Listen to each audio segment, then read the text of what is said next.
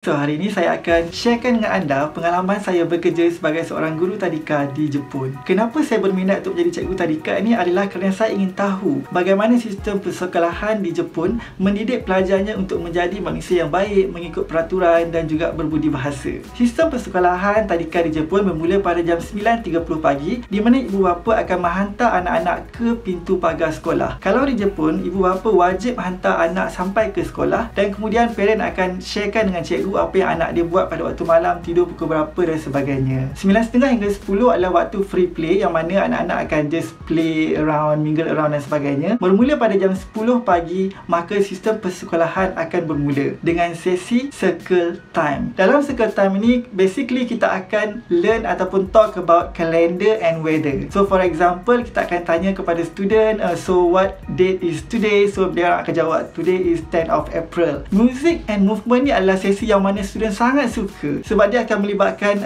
nyanyian dan pergerakan. So we teach student something, new experience, new knowledge melalui music. So sesi music and movement akan berlangsung sehingga jam 10.30 pagi.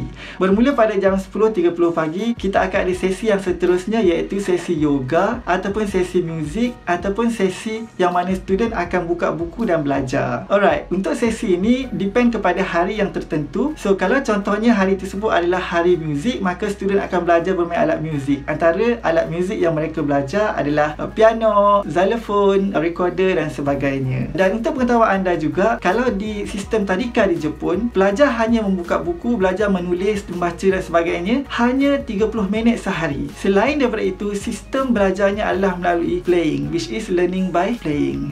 Sehingga jam 11 pagi, maka kita akan bergerak ke slot yang seterusnya iaitu going to the park. Slot ini juga merupakan slot yang sangat digemari oleh pelajar sebab mereka dapat keluar daripada sekolah dan berjalan hingga ke park. Selalunya park akan terletak berdekatan dengan sekolah lebih kurang 300 meter dan semasa dalam perjalanan kita bergerak ke park itu kita akan ajar student macam mana cara untuk berjalan di jalan raya, macam mana cara untuk bertegur dengan orang dan sebagainya. Dan kalau dia orang malu-malu, kita akan encourage dia orang untuk bercakap, untuk communicate.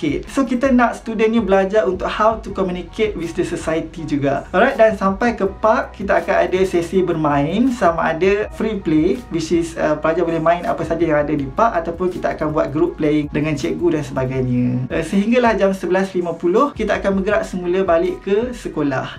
Bermula pada jam 12 adalah sesi lunch time. Untuk sesi lunch time ni kita akan minta pelajar untuk mengemas meja mereka, ambil dia orang punya bekas makanan dan letakkan di atas meja. Everything ready, prepared by themselves. Semasa makan juga adalah merupakan proses belajar yang mana kita akan sentiasa tell them how actually what is the manners on the dining table, macam mana cara makan, macam mana cara guna chopstick, benda-benda yang tak sepatutnya kita buat masa makan dan sebagainya.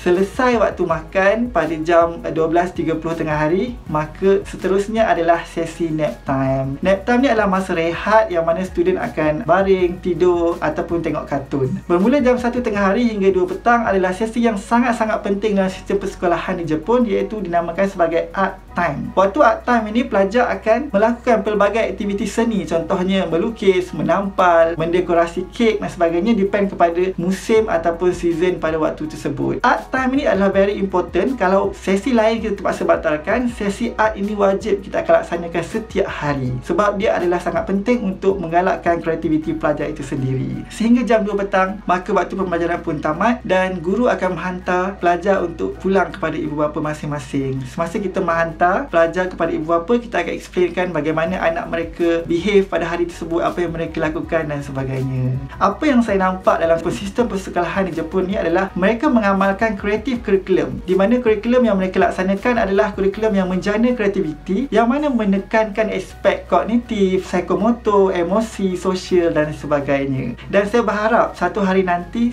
kita di Malaysia dapat mengadaptasi sistem tersebut dalam sistem persekolahan tadika kita di Malaysia. Sekian saja daripada saya. Assalamualaikum.